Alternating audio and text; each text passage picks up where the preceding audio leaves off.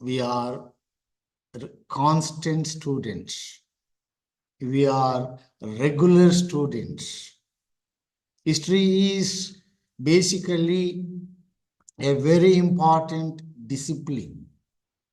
It is in your hands the responsibility to promote the history as one of the important discipline.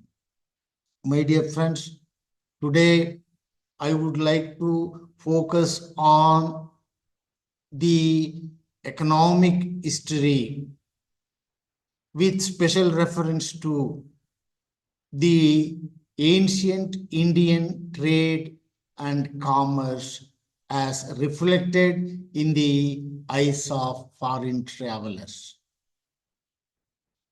So, while discussing the significance and the importance of the sources, generally we group into two major components as number one, literary sources, number two, archaeological sources. Again, archaeological sources divided into four branches, as usually you aware of. Number one, excavation. Number two, epigraphy, the study of inscriptions. Number three, numismatics, the study of coins. And fourth one is the art and architecture. Similarly, the literary sources also broadly divided into two groups, two components.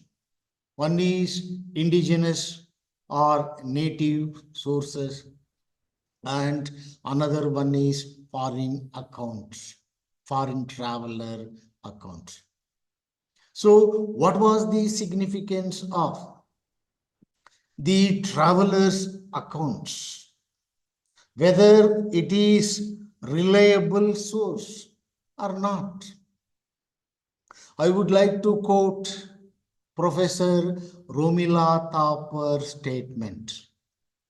According to Romila Thapar, the statements, the observations made by the foreign travelers is very unique in order to construct or reconstruct the history of India, especially the economic history, with special reference to commerce activities and also trade activities.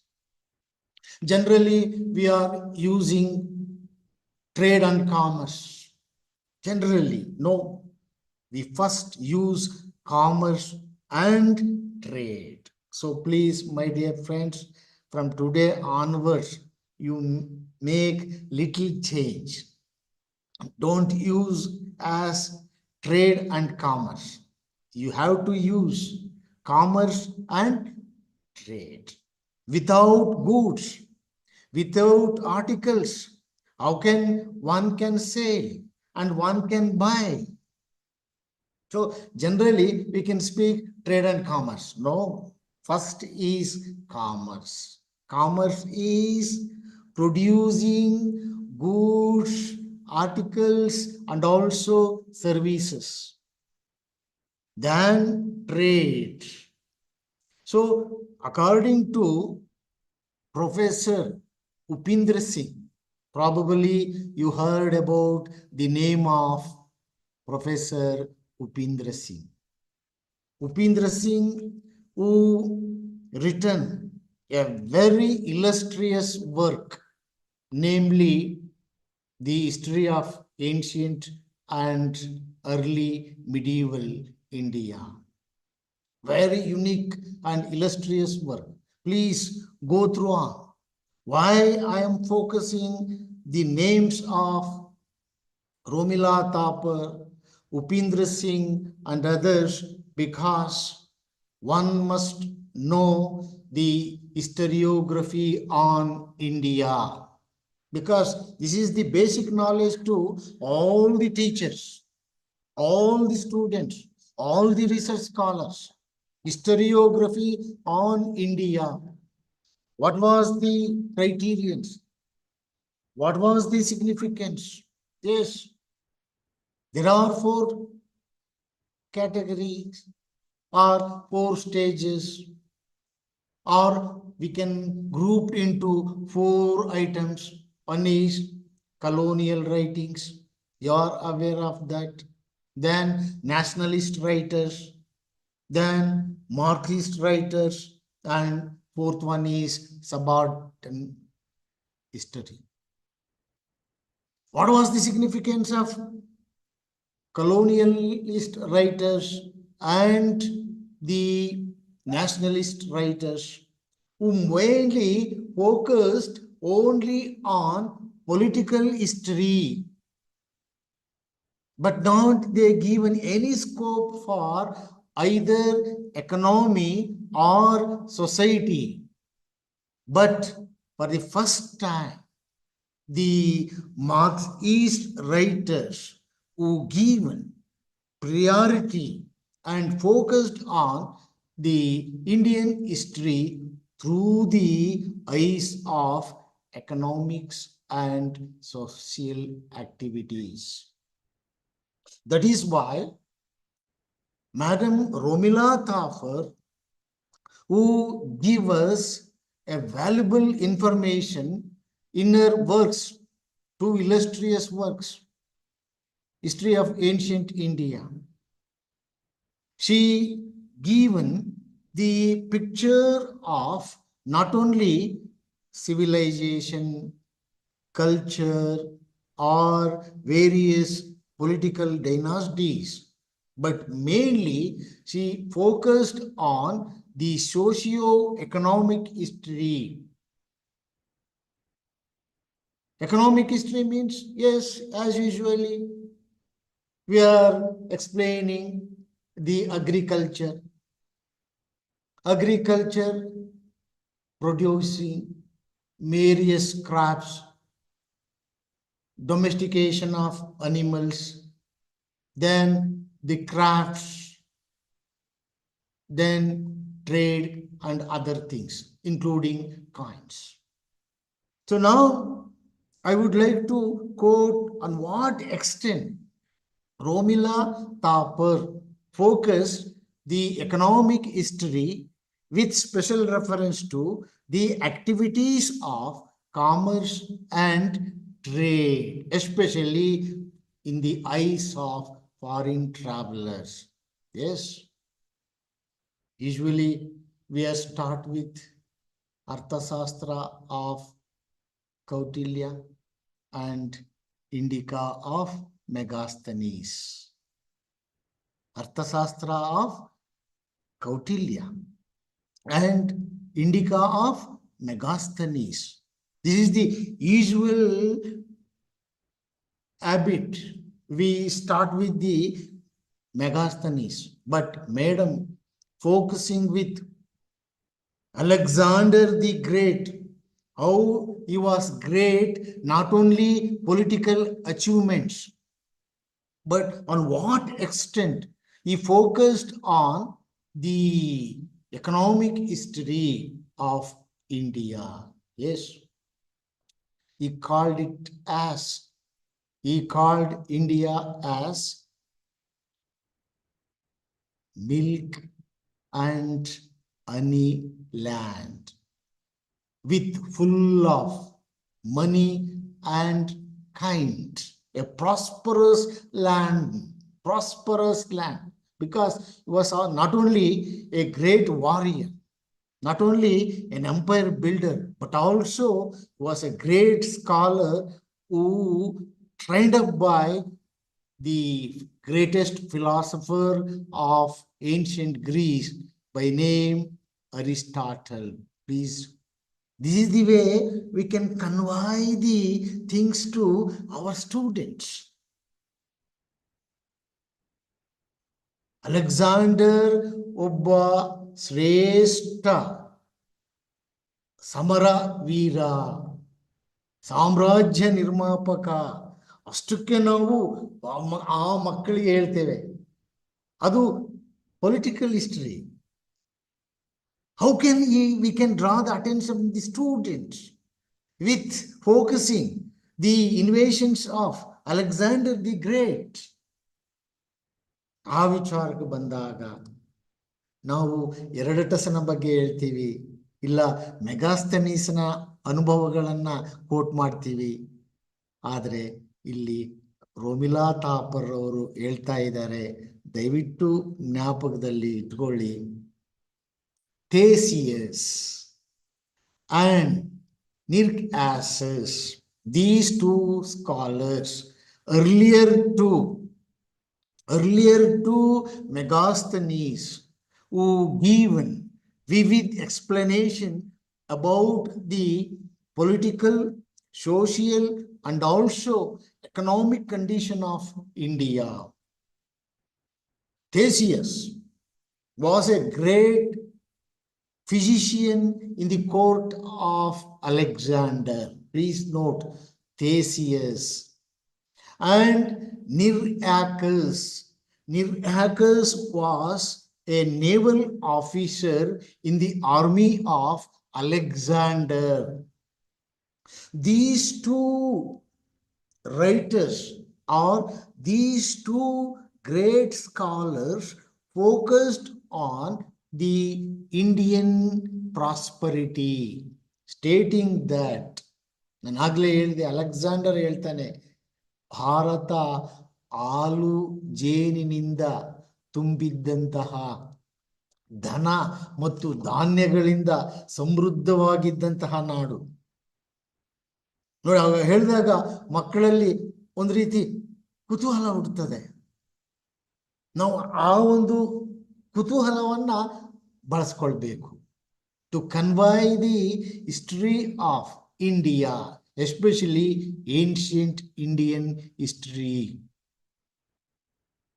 Theseus clearly made the significance of the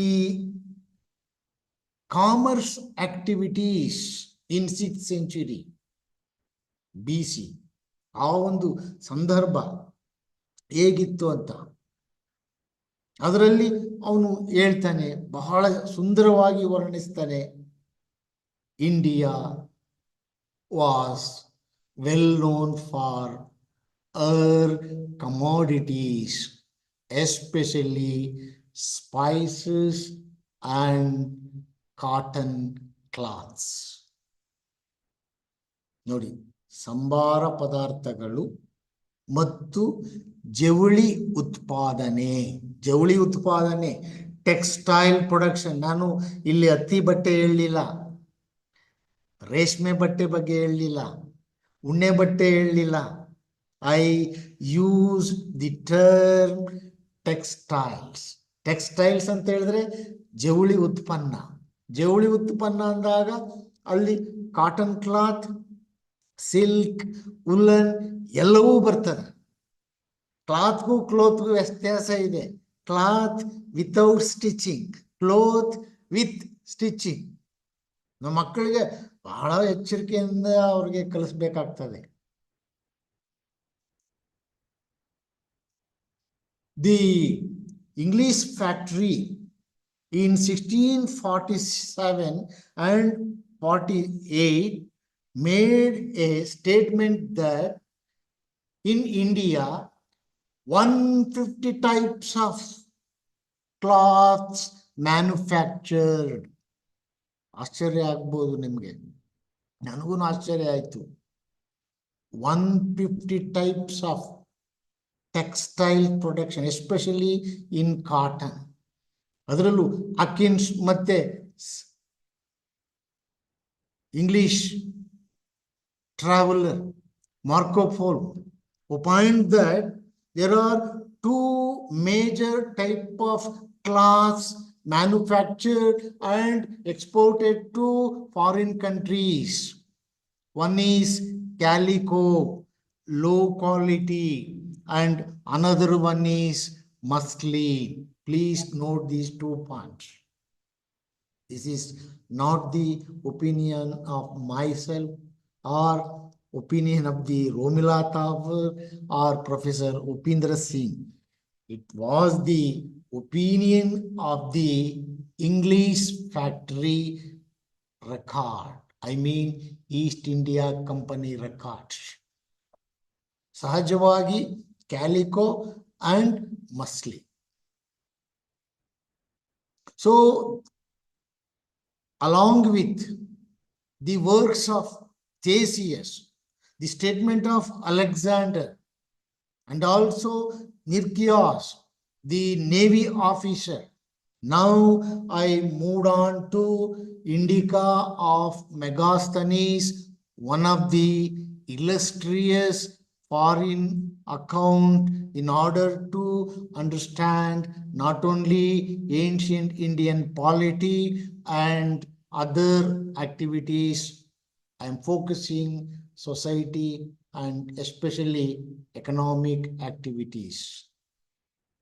Yes, as a student of history, it is our important responsibility to compare with the works of indigenous writers as well as foreign travelers. ನಾವು ಹೋಲಿಕೆ ಮಾಡಬೇಕು. ಮಕ್ಕಳಿಗೆ ಕೌಟಿಲ್ಯನ ಬಗ್ಗೆ ನಾವು ಸಾಕಷ್ಟು ಹೇಳ್ತೀವಿ, ಚರ್ಚೆ ಮಾಡ್ತೀವಿ. ಅರ್ಥಶಾಸ್ತ್ರ, ಕೆಲವರು ಅಂದ್ಕೊಂಡಿದ್ದಾರೆ ಅರ್ಥಶಾಸ್ತ್ರ ಅಂತ ಹೇಳಿದ್ರೆ it is the book of economic history, only Arthashastra economics. No, basically it is a book of polity, mainly polity. Compare ಮಾಡಿ ಎರಡನ್ನೂ ಇಟ್ಕೊಂಡು ಮಕ್ಕಳಿಗೆ. What was the opinion? What was the statement made by Megasthenes? How can we highlight the Mauryan history, especially Mauryan history?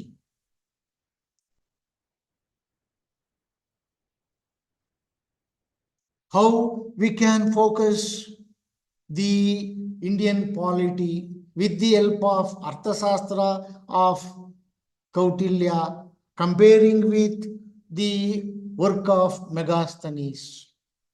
Very interesting.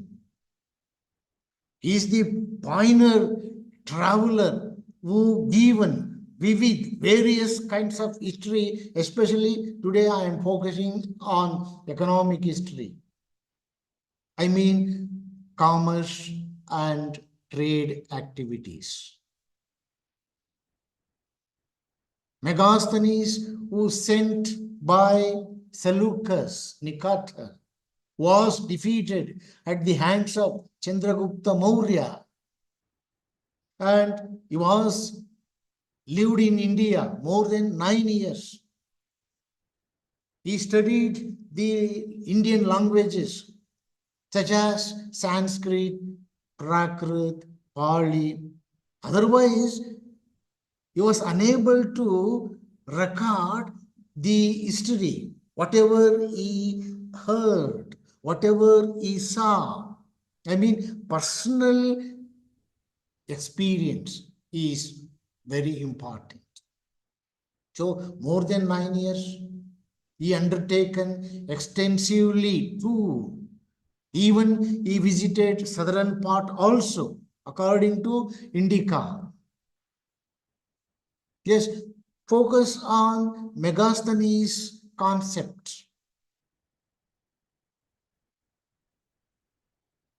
Megasthenes records, I mean Indica, further referred by the other Greco-Roman writers like Arrian, Pliny, Strabo, Curtius, and so on.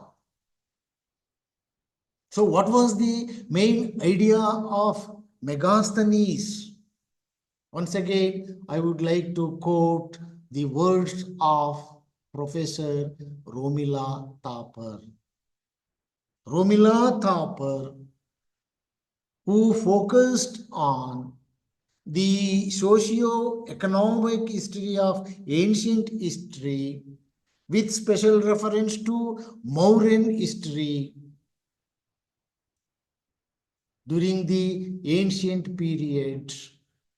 Alexander invasion paved the way for not only political impact but also very important, the contact between India and Western countries. Contact between India and Western countries, especially Greco-Roman Empire. I used the term Greco-Roman. Why I made this term as Greco-Roman? Please note down. ದಯವಿಟ್ಟು ಅರ್ಥ ಮಾಡ್ಕೊಳ್ಬೇಕು. ಗ್ರೀಕರು ಮತ್ತು Roman ಸಾಮ್ರಾಜ್ಯ ಯಾಕೆ ಅಂತ ಹೇಳಿದ್ರೆ ನಿಮ್ಗೆಲ್ಲ ಗೊತ್ತೇ ಇದೆ.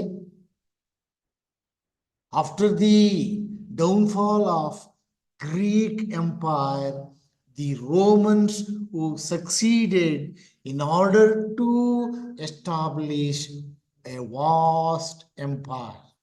ಜಗತ್ತಿನಲ್ಲಿ ಮೊದಲು ಸ್ಥಾಪನೆಯಾದ ಸಾಮ್ರಾಜ್ಯ, ಐತಿಹಾಸಿಕ ಸಾಮ್ರಾಜ್ಯ, ಅದು ಗ್ರೀಕ್ ಸಾಮ್ರಾಜ್ಯ. ಅದಾದ ಮೇಲೆ ರೋಮನ್ ಸಾಮ್ರಾಜ್ಯ. ಹೇಗೆ ಗ್ರೀಕರು ಚಾರಿತ್ರಿಕ ಕಥನವನ್ನ ಬರೀಲಿಕ್ಕೆ ಆರಂಭ ಮಾಡಿದ್ರು, ಅವರನ್ನ ರೋಮನ್ನರು ಹೇಗೆ ಅನುಸರಣೆ ಮಾಡಿದ್ರು ನಾವೆಲ್ಲ ಕೇಳ್ಕೊಂಡಿದ್ದೀವಿ, ನೋಡಿದ್ದೀವಿ ಇತಿಹಾಸದಲ್ಲಿ. ಸೊ ಈ ಒಂದು ಅನುಭವ ನೀವು ಇಟ್ಕೊಳ್ಬೇಕು. So the term Greco-Roman empire, Greco-Roman culture, Greco-Roman writers means the history of both Greek and Roman empire. So it paved the way, it opened the gate for the trade contact between India and Western countries, especially Greek culture greatly influenced not only in northwest frontier, ವಾಯುವ್ಯ ಭಾರತಕ್ಕೆ ಮಾತ್ರ ಅನ್ವಯ ಆಗಲಿಲ್ಲ. ಮೌರ್ಯರ ಕಾಲದಲ್ಲಿ ಅದು ದಕ್ಷಿಣ ಭಾರತಕ್ಕೂ ವ್ಯಾಪಿಸಿತ್ತು ಅಂತೇಳಿ ರೋಮಿಲಾ ಥಾಪರ್ ಅವರು ತಮ್ಮ ಇತಿಹಾಸದ ಕಥನದಲ್ಲಿ ನಮಗೆ ವಿವರಣೆಗಳನ್ನು ಕೊಟ್ಟಿದ್ದಾರೆ. ಅದನ್ನು ನಾವು ನೋಡಬೇಕು. ಯಾಕೆ ಪದೇ ಪದೇ ನಾನು ರೋಮಿಲಾ ಥಾಪರ್ ಅಥವಾ ಉಪೀಂದರ್ ಸಿಂಗ್ ರವರ ಅಭಿಪ್ರಾಯಗಳನ್ನ ಇಲ್ಲಿ ನಿಮಗೆ ಒತ್ತು ಮಾಡಿ ಹೇಳ್ತಾ ಇದ್ದೇನೆ ಅಂತ? Yes, she done a wonderful contribution in order to understand how Mauryans, who constituted an empire which collaborated, which united all of India, brought under one administrative umbrella, that was the unity and integrity of Indians who achieved during the time of Mauryans in ancient times. So ಆ ಹಿನ್ನೆಲೆಯೊಳಗೆ ನಾವು ಅರ್ಥ ಮಾಡ್ಕೊಳ್ಬೇಕು. ನಾನು ಆಗ್ಲೇ ಹೇಳಿದೆ, ಹತ್ತಿ ಬಟ್ಟೆ ಬಹಳ ಮುಖ್ಯವಾದ. Megasthenes who given various information regarding the commerce activities, textiles, along with spice. ನಿಮಗೆಲ್ಲ ಗೊತ್ತೇ ಇದೆ ಸಾಂಬಾರ ಪದಾರ್ಥಗಳು. ಹೌದು, ಅದರಲ್ಲೂ ಮೆಣಸು ಬಹಳ ಮುಖ್ಯವಾಗಿ, ಪೆಪ್ಪರ್. ಪ್ಲಿನಿ ಹೇಳ್ತಾನೆ, because of Indian spice and also the textiles, The women of the Greco-Roman Empire attracted, and the gold coins flowed into India, which became very prosperous. This statement is made by Pliny. ಪ್ಲಿನಿಯವರ ಅಭಿಪ್ರಾಯಗಳು. Greco Roman ಸಾಮ್ರಾಜ್ಯದ ಸ್ತ್ರೀಯರು ಭಾರತದ ಸಂಬಾರ ಪದಾರ್ಥಗಳು ಮತ್ತು ಜವಳಿ ಉತ್ಪನ್ನಗಳಿಗೆ, ಅದರಲ್ಲೂ ಮಸ್ಲಿನ್ ಬಟ್ಟೆ, please note this term, muslin cloth is very very unique feature of Indian cotton cloth. Muslin ಬಟ್ಟೆ ಪ್ಲಿನಿ ಹೇಳ್ತಾನೆ ಬಹಳ ಸೊಗಸಾಗಿ. ರೋಮಿಲಾ ತಾಪರ್ ಅವರು ಅದನ್ನು ಎತ್ತಿ ಹಿಡಿದಿದ್ದಾರೆ. ಮಸ್ಲಿನ್ ಬಟ್ಟೆ ಎಷ್ಟು ನಯವಾಗಿತ್ತು ಅಂತ ಹೇಳಿದ್ರೆ ಅದನ್ನ ಅವರು ಜೇಡರ ಬಲೆಯ ಆ ಬಲೆಗೆ ಹೋಲಿಕೆ ಮಾಡಿದ್ದಾರೆ, ಅಷ್ಟು ನಯವಾಗಿತ್ತು. ಒಂದು ಗಜ ಮಸ್ಲಿನ್ ಬಟ್ಟೆಯನ್ನ ಒಂದು ಸಣ್ಣ ಬೆಂಕಿ ಪೊಟ್ಟಣಕ್ಕೆ ನಾವು ಹಾಕ್ಬೋದಾಗಿತ್ತು. ಅಷ್ಟರ ಮಟ್ಟಿಗೆ ನಯವಾದ ಸೂಕ್ಷ್ಮವಾಗಿ ತಯಾರಿಸಿದ ನೇದ ಬಟ್ಟೆಯೇ ಮಸ್ಲಿನ್ ಬಟ್ಟೆ. ಹಾಗಾಗಿ there was a great demand for muslin cloth. Megasthenes quoted how the weavers employed or developed their handicraft and artistic skill. Gujarat, Varanasi, especially Gujarat and Varanasi, Bangala, Dhaka, Tanjavur, Madurai, and even he mentioned the name of Mysore region. This is for your information. ನೋಡಿ, ಎಲ್ಲೆಲ್ಲಿ ಹತ್ತಿ ಬಟ್ಟೆ, ವಿಶೇಷವಾಗಿ ಹತ್ತಿ ಬಟ್ಟೆ ನೂಲುವ ಮತ್ತು ನೇಯುವ ಈ ಒಂದು ಗುಡಿ ಕೈಗಾರಿಕೆಗಳು ಅಥವಾ ಕೌಶಲ್ಯಗಳು ಜಗತ್ ಪ್ರಸಿದ್ಧವಾಗಿದ್ದವು. ಹಾಗಾಗಿ ಈ ಜನರಿಗೆ ಅಂದರೆ ಭಾರತೀಯರಿಗೆ ನೂಲುವ ಮತ್ತು ನೇಯುವವರಿಗೆ ಎಷ್ಟೊಂದು ಕೆಲಸ ಇತ್ತು, ಎಷ್ಟೊಂದು ಕೌಶಲ್ಯವನ್ನ ಪಡೆದಿದ್ರು. ನೋಡಿ, ಎಷ್ಟೊಂದು ಸೂಕ್ಷ್ಮವಾದ ವಿಚಾರಗಳು.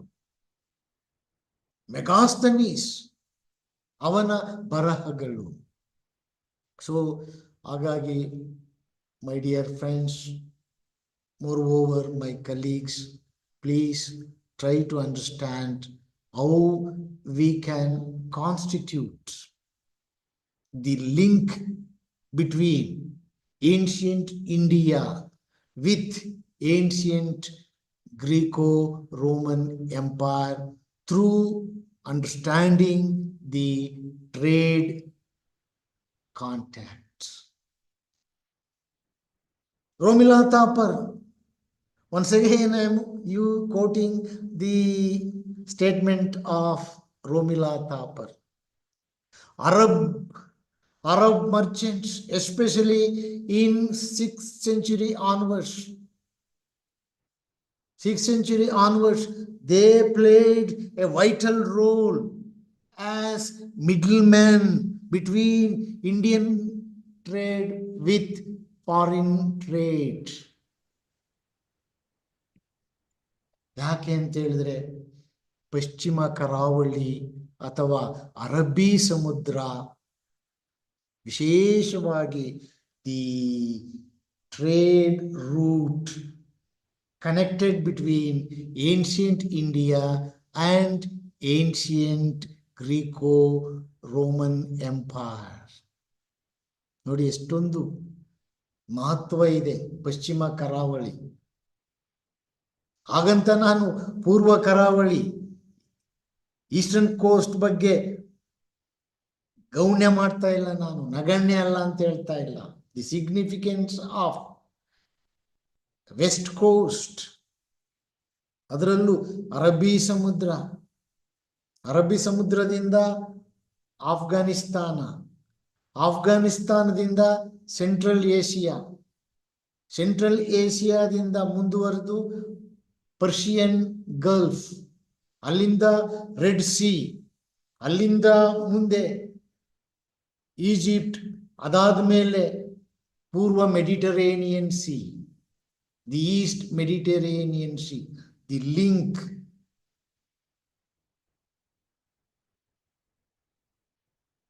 You are well aware of how the Mauryaans extended their over sovereignty even up to Afghanistan. ಕುಶಾನ್ರ ಕಾಲದಲ್ಲಿ ಏನಾಯ್ತು? Try to imagine. Central Asia was occupied and the Kushanas who established their power in Central Asia. ಕಾನಿಷ್ಕನನ್ನ ಜ್ಞಾಪಕ ಮಾಡ್ಕೊಳ್ಳಿ. Kanishka, who occupied the territories in Central Asia, especially Pamir, Yarkand, Kashgar, up to Pamir, Central Asia. As a result, in 7th century AD, the Silk Route connected between China and Greco-Roman Empire, yes, which played a very important role in the foreign trade. ನೋಡಿ, ಇವತ್ತು China ಮತ್ತು ಭಾರತದ ಸಂಬಂಧಗಳು ಹೇಗಿದೆ. ಆದರೆ in the ancient times, please don't forget the historical contact between India and China, especially after the visit of 3 Buddhist travelers or 3 Chinese travelers who visited the subcontinent, Fahian, Huanshan and Itzing. Fahian, Huanshan and Itzing. Like Megasthenes, these Chinese travelers also lived in India, extensively toured India. They observed the condition of India, the characteristics of people of India, and also recorded. Fokoki of Fahian, Siyuki of Huanshan. Siyuki of Huanshan is very important and illustrious work which throws light on Indian history.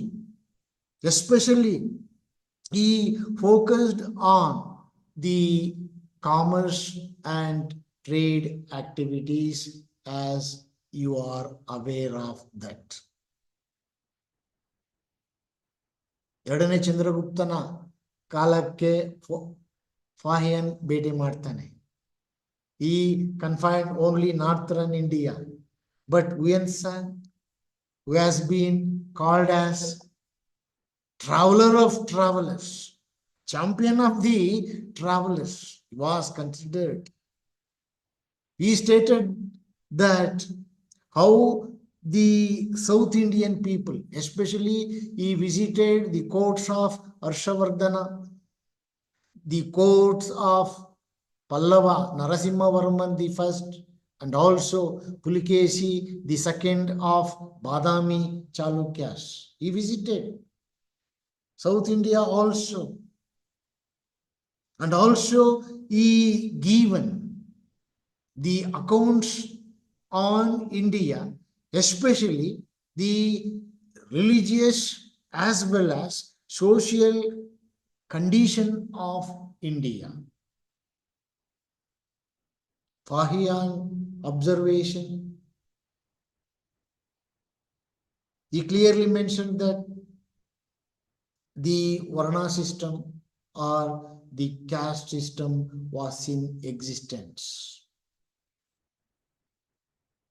So that was the reason how the nationalist writers failed in their statement, made it as the golden age of Gupta period. ಹೌದು, ಗುಪ್ತರ ಕಾಲ ಸುವರ್ಣಯುಗ. ರಾಜಕೀಯವಾಗಿ ಸುಭದ್ರತೆ ಇತ್ತು, ಉತ್ತಮವಾದ ಆಡಳಿತ ಇತ್ತು, ಆರ್ಥಿಕವಾಗಿ ಎಲ್ಲ ರೀತಿಯ ಸಮೃದ್ಧಿ ಇತ್ತು. ಆದರೆ ಸಾಮಾಜಿಕವಾಗಿ ಅಂದಿನ ಕಾಲಘಟ್ಟದಲ್ಲಿ ಆಚರಣೆಯಲ್ಲಿದ್ದ ಜಾತಿ ವ್ಯವಸ್ಥೆ ಅಥವಾ ವರ್ಣ ವ್ಯವಸ್ಥೆಯನ್ನ ಅವನು ಫೋಕಸ್ ಮಾಡಿದ್ದಾನೆ. So how can be consider when there is no social harmony, in the absence of social integrity? There was the question raised by the Marxist writers. But one thing is true. How can we extract the economic condition of India with the rise of land grants? As a result, when land grants such as Devadaya, Brahmadaya, and extensive growth of agriculture resulted in the downfall of the trade and commerce activities during the time of Gupta period. R.S. Sharma, who stated that the urban decay was the main reason for the decline of Indian economy. On what extent you may accept my views based on R.S. Sharma. R.S. Sharma ರವರ ಅಭಿಪ್ರಾಯವನ್ನ ಇಟ್ಕೊಂಡು ವ್ಯಾಪಕವಾಗಿ ಕೃಷಿ ಚಟುವಟಿಕೆಗಳು ವಿಸ್ತರಣೆಯಾದುದರಿಂದ ಎಲ್ಲಕ್ಕಿಂತ ಮುಖ್ಯವಾಗಿ ದೇವಾದಾಯ ಮತ್ತು ಬ್ರಹ್ಮದಾಯಗಳ ಮೂಲಕ ಕೃಷಿ ಹೆಚ್ಚು ಭೂದಾನ ವ್ಯಾಪಕವಾಗಿ ವಿಸ್ತರಣೆಯಾಯಿತು. ಹಾಗಾಗಿ ಸಹಜವಾಗಿ ಕೈಕಸುಬುಗಳು, ಕುಶಲಗಾರರು, ಉದ್ದಿಮೆಗಳು ನಷ್ಟವನ್ನು ಅನುಭವಿಸಿದವು. ನಗರ ಪಟ್ಟಣಗಳು ತಮ್ಮ ಮಹತ್ವವನ್ನು ಕಳ್ಕೊಂಡ್ವು. Yes, they move to villages where they started agriculture. ನೋಡಿ, ಇತಿಹಾಸ ಅದನ್ನೇ ಹೇಳೋದು. ಗ್ರೀಕರು ಸೈಕ್ಲಿಕಲ್ ಥಿಯರಿ, ಚಕ್ರಾಧಾರಿತ ಸಿದ್ಧಾಂತ ಗ್ರೀಕರು ಪ್ರತಿಪಾದಿಸಿದರು. Yes, during the time of Indus Valley, the first urbanization flourished in India. During the time of 16 Janapadas and the Mauryan Empire, second urbanization raised in India, and third one during the time of the decline of Guptas and the rise of Vardhanas. ನೋಡಿ, ಕುಶಾನರು ಯಾಕೆ ನಾವು Indo ಗ್ರೀಕರನ್ನ ಈ ಸಂದರ್ಭದಲ್ಲಿ ಸ್ಮರಿಸ್ಕೊಳ್ಬೇಕು? What was the greatness of Indo Greek rulers, especially the Kushanas, including Menander. You heard about Menander also. See, by birth they were foreigners, but by choice they were Indians. Why? They embraced to Indian faith, Buddhism and Hinduism. They married with local women. Assimilation of foreigners into Indian society, but not in the case of the Delhi Sultanate or Mughal period. Please note this point. That is why the commerce as well as trade how became prosperous.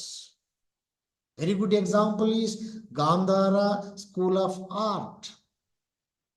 How the Vishwakarma or Veera Panchalas became very popular in those days. Panchalas, Veera Panchalas, ಅಂತ ಹೇಳಿದ್ರೆ 5 ಬಗೆಯ ಕೌಶಲ್ಯಗಾರರು, Vishwakarma,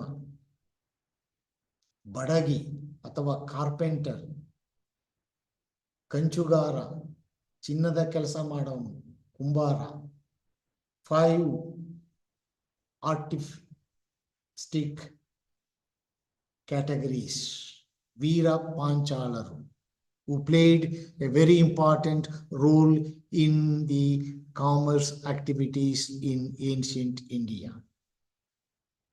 And you are aware of the trade or merchant class, how they organized Vanika Sanghas or Shrenis called as guilds. The nature of guilds, the role of guilds. You are aware of guilds role, professional guilds and merchant guilds mainly divided. ಉತ್ಪಾದಕ ವಣಿಕ ಸಂಘದವರು ಮತ್ತು ವಿನಿಮಯ ಸಂಘದವರು. So these unique feature of ancient India, especially northern India, the writings of Megasthenes and his successors give us valuable information. And now I focusing on the writings of an anonymous writer who composed another illustrious work, the Periples of the Erythraean Sea. An anonymous Greek writer, Anamika Greek Barahagara, Bardirtakanta, the Periples of the Erythraean Sea, and Ptolemy, who composed a valuable work by name the Geo. Basically, these 2 scholars migrated from Greek and extensively undertaken tours in Asia, particularly West Asia, and their writings give us ample of source materials about South India, especially the writings of Greek scholar, anonymous scholar, the Periples of the Erythraean Sea. ಎಷ್ಟು ಚೆನ್ನಾಗಿದೆ ನೋಡಿ. Periples of the Erythraean Sea means the eastern regions, eastern parts of Mediterranean Sea. Mediterranean Sea is the strategic one which divided eastern countries and western countries. ಚೆನ್ನಾಗಿ ಜ್ಞಾಪಕದಲ್ಲಿ ಇಟ್ಕೊಳ್ಳಿ, Mediterranean ಸಮುದ್ರವನ್ನ ಒಂದು criteria, ಒಂದು ಭಾಗವಾಗಿ ಇಟ್ಕೊಂಡು ಅದರ ಪೂರ್ವ ಭಾಗವನ್ನ ಈಸ್ಟರ್ನ್ ಕಂಟ್ರೀಸ್ ಅಂತ ಕರೀತಾರೆ, ಪಶ್ಚಿಮ ಭಾಗವನ್ನ ಪಾಶ್ಚಿಮಾತ್ಯ ರಾಷ್ಟ್ರಗಳು, ಪೌರ್ವಾತ್ಯ ಪಾಶ್ಚಿಮಾತ್ಯ. So Ptolemy and the writings of Greek scholar, yes, ನೋಡಿ ಹೇಗೆ south India covered by water in 3 sides. ಚೆನ್ನಾಗಿ ಗೊತ್ತಿದೆ, ಪೂರ್ವ ಬಂಗಾಳ ಕೊಲ್ಲಿ, ಪಶ್ಚಿಮ ಅರಬ್ಬಿ ಸಮುದ್ರ, ದಕ್ಷಿಣದಲ್ಲಿ ಹಿಂದೂ ಮಹಾಸಾಗರ, Indian ocean. So you can understand the link. ಸಮುದ್ರ ಯಾನ, ನೌಕಾಪಡೆ ಹೇಗೆ ವ್ಯಾಪಾರಕ್ಕೆ ಅತಿ ಮುಖ್ಯವಾದದ್ದು.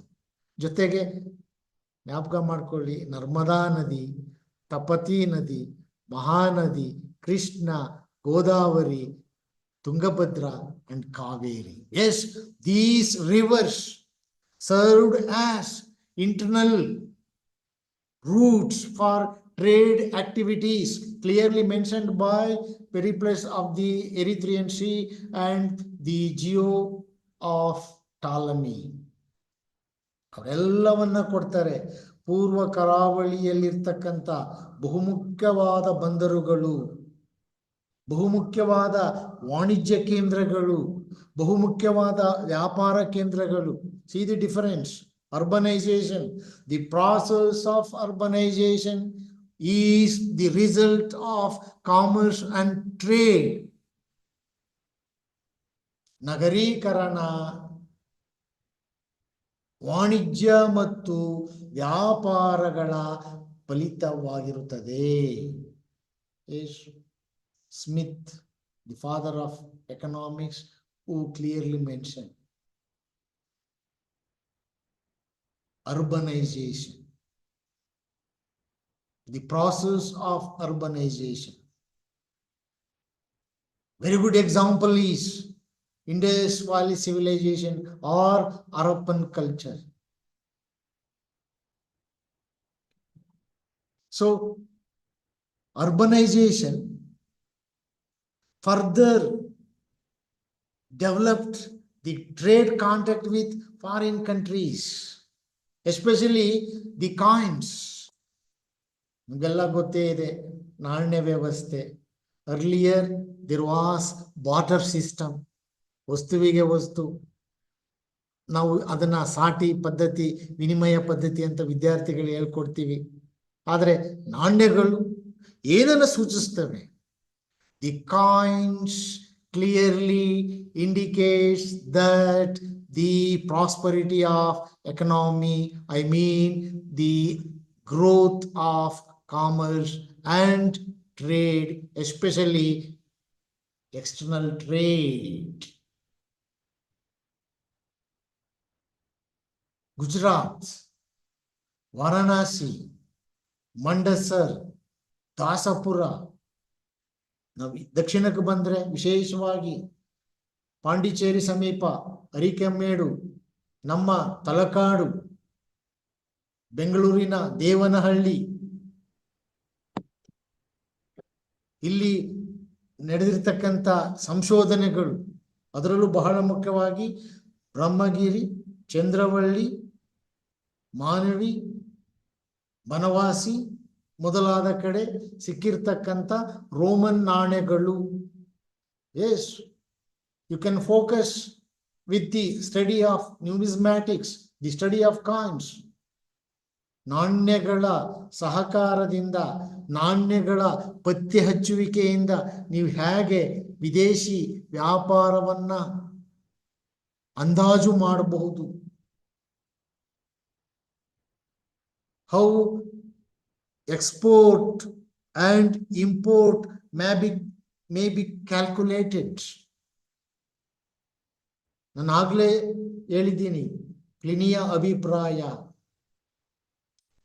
ರೋಮನ್ ಸಾಮ್ರಾಜ್ಯದ ಚಿನ್ನವೆಲ್ಲ ಭಾರತಕ್ಕೆ ವಿಶೇಷವಾಗಿ ಹರಿದು ಬಂತು. ಹಾಗಾಗಿ ಅಲ್ಲಿನ ಬುದ್ಧಿಜೀವಿಗಳು ಒಂದು ಕ್ರಾಂತಿಯನ್ನೇ ಆರಂಭಿಸಿದ್ರು to stop the trade contact with India. This clearly shows us how India was empowered, how India became prosperous with the foreign trade. Pliny was a great historian, a great scholar who clearly observed, Nodi, revolution which took place in Roman Empire to stop the trade contact with India.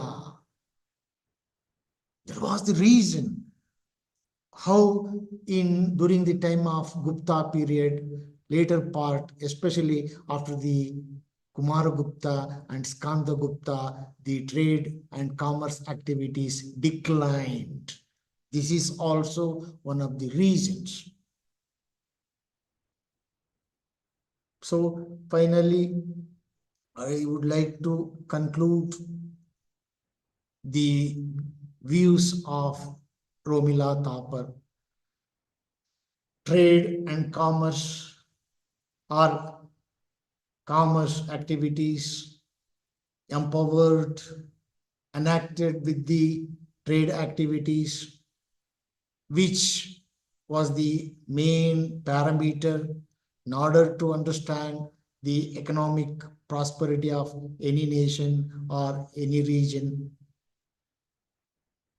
The Arab merchants not only carried the goods and articles of India, but also they carried Indian knowledge, intellectual ideas to European countries. As a result, in 14th century, Italy became the first country where the Renaissance has been arose. ದಯವಿಟ್ಟು ಜ್ಞಾಪಕ ಮಾಡ್ಕೊಳ್ಳಿ. ನೋಡಿ, 14ನೇ ಶತಮಾನದಲ್ಲಿ ಯುರೋಪಿನಲ್ಲಿ ವಿಶೇಷವಾಗಿ ರೆನೈಸಾನ್ಸ್, ಜ್ಞಾನೋದಯ, ಜ್ಞಾನ ಪುನಶ್ಚೇತನ ಆರಂಭವಾಗಬೇಕಾದ್ರೆ ಅದು ಎಲ್ಲಿ? Venice.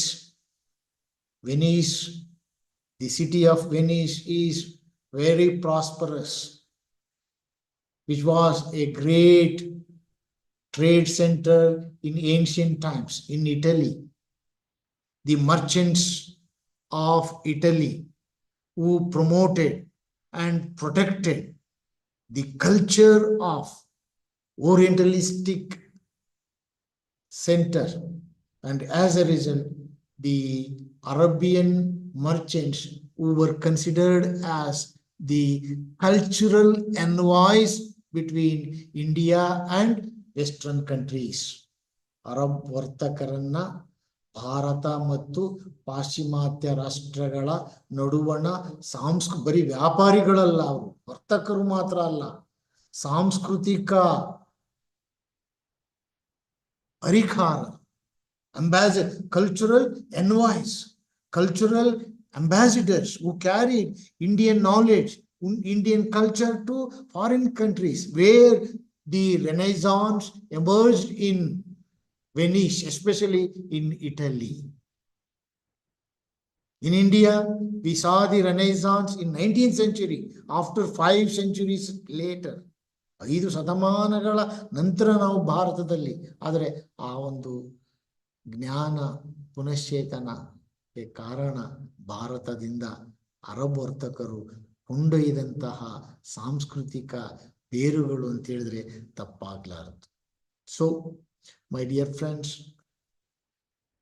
The commerce activities resulted with the growth of trade generally, internal trade and external trade we can classify, no doubt at all, but based on the development of internal trade, one can understand, one can assume the prosperity of external trade and the development and growth of trade contact between India and Western countries.